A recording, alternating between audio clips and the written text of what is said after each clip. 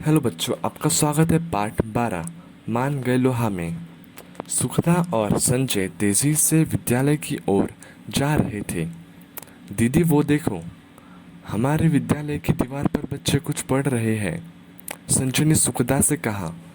हाँ चलो, दोनों दौड़कर छात्रों के बीच पहुंच गए। विद्यालय की दीवार पर लगे पोस्टर को सभी बच्चे पढ़कर आपस में बातें कर रहे थे। तभी शिक्षक भी वहां पहुंच गए।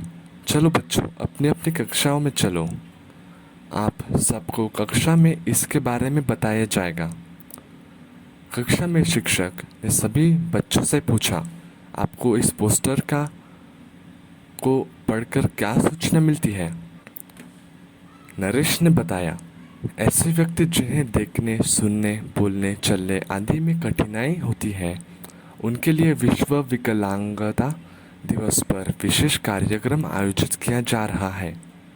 सुखदा बोली, कुछ लोगों में ऐसी कठिनाई होती है क्या? होती क्यों है? शिक्षक ने बताया, कभी कभी दुर्घटना या बीमारी के कारण कुछ लोगों के शारीरिक बनावट में भिन्नता उत्पन्न हो जाती है। कभी कभी कुछ शारीरिक भिन्नता जन्मजात भी होती है। इन भिन्नताओं के बावजूद ऐसे व्यक्ति हमारी तरह न केवल अपने सारे दैनिक कार्य करते हैं, बल्कि कई ऐसे कार्य भी कर सकते हैं जो हम नहीं कर सकते हैं। आस्था ने कहा, हाँ, मैंने भी अखबार में हाथों से निःशक्त एक लड़की को पैरों की उंगलियों से कलम पकड़कर लिखते हुए का फोटो देखा था। उसने पैर से लिखते हुए बोर्ड की परीक्षा दी, वो पास हुई। शिक्षक ने बताया, मैं पहले नेत्रहीन बच्चों के विद्यालय में पढ़ाता था। वहाँ के बच्चों ने विद्यालय के वार्षिक उत्सव पर शिक्षक की मदद से एक नाटक प्रस्तुत किया था। सभी ने उसे बहुत सराहा दिया। शारीरिक बनावट में भिन्नता के बावजूद लोग क्या क्या कर सकते हैं, लिखिए। तो वे पाँव से लिख सकते हैं, वो वो लगभग सब कुछ कर लेते हैं जो हम करते हैं, और कुछ ऐसे भी करते हैं जो हम नहीं कर सकते। जैसे अभी बताया, पाँव से लिखता है वो, और हाथों से चल लेते हैं, और आदि। सोचकर लिखिए कि वे लोग यह सब कैसे कर पाते होंगे। तो उनको और कोई सॉल्यूशन या और कोई चारा नहीं रहता उन्हें, इसलिए वो ये सब सीख लेते हैं अच्छे से जगने के लिए, क्योंकि वे भी इंसान हैं, और और अच्छे से जीने का उन्हें अधिकार है। तो ये सब करने के लिए वो सीख लेते हैं परिश्रम करके। रोज की तरह रात के खाने के बाद सुखदा और संजय दादाजी के पास पहुँचे और विद्यालय की बातें बताने लगे। दादाजी ने सभी बातें बड़े ध्यान से सुनी और कहा, कल रविवार है, मैं आप लोगों को नेत्रहीन आवासीय विद्यालय ले चलूँगा। दूसरे दिन सुखदा और संजय दादाजी के साथ राजकीय नेत्रहीन आवासीय विद्यालय गए। विद्यालय के प्रधानाध्यापक महोदय एक शिक्षक के साथ आए और सबका अभिवादन किया। सुखदा ने देखा, प्रधानाध्यापक काला चश्मा लगाए थे, हाथों में लाल एवं सफ़ेद रंग की छड़ी थी। आइए प्रधानाध्यापक बोले, आइए हम सबसे पहले छात्रावास चले। सुखदा और संजय सोच रहे थे, पता नहीं नेत्रहीन बच्चे कैसे रहते होंगे। छात्रावास में सभी छात्र अपने अपने काम में लगे थे।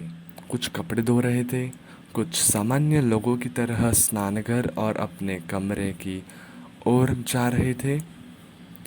छात्रावास में उनके बिस्तर, पुस्तकें आदि ढंग से सजे थे। संजय ने पूछा, ये गीत संगीत की आवाज़ कहाँ से आ रही है? प्रधानाध्यापक ने बताया कि यह आवाज़ संगीत कक्ष से आ रही है। हम वही चल रहे हैं। संगीत कक्ष में 8-10 बच्चे तबले, हारमोनियम आदि पर गा बजा रहे थे।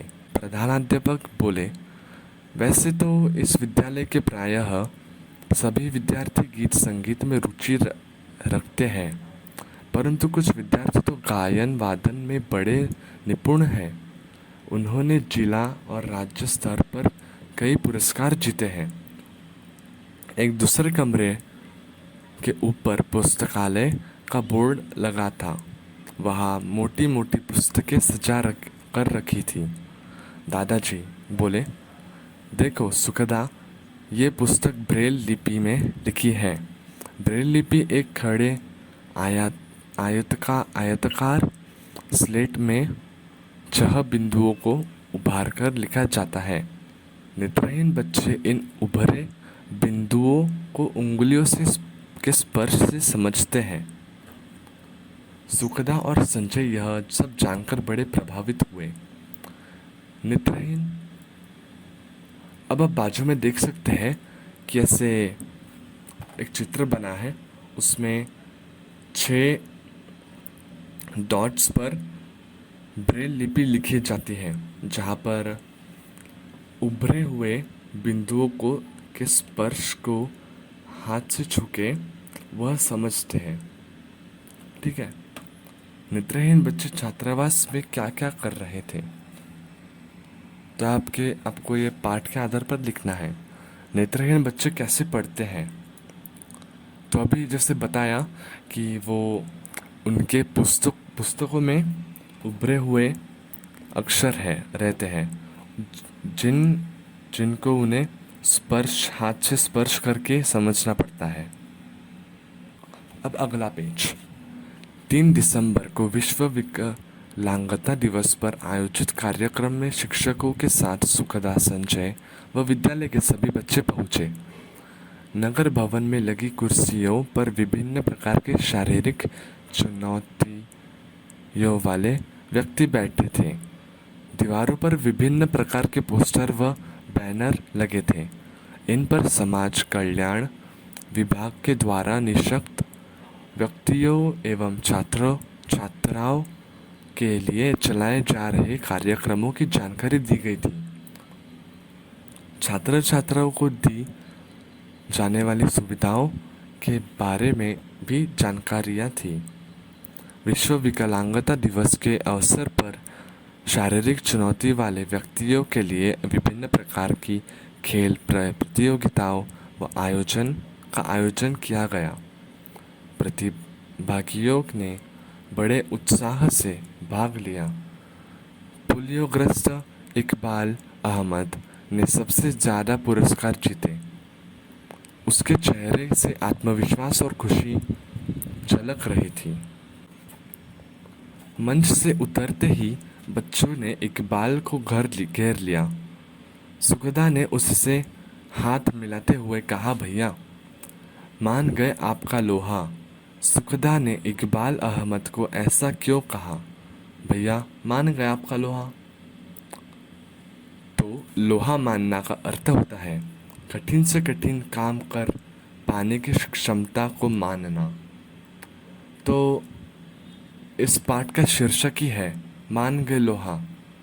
तो ऐसे बच्चे जिनको अच्छे से चलना नहीं आता, अच्छे से कुछ ढंग का कार्य नहीं कर सकते क्योंकि उनके शरीर में विभिन्नता है, तो ऐसे बच्चों को लोहा ही मानना चाहिए क्योंकि ये कठिन से कठिन काम कर लेते हैं। तो यह आपका चैप्टर समाप्त होता है। अब अगले चैप्टर पानी और हम में मिलते हैं।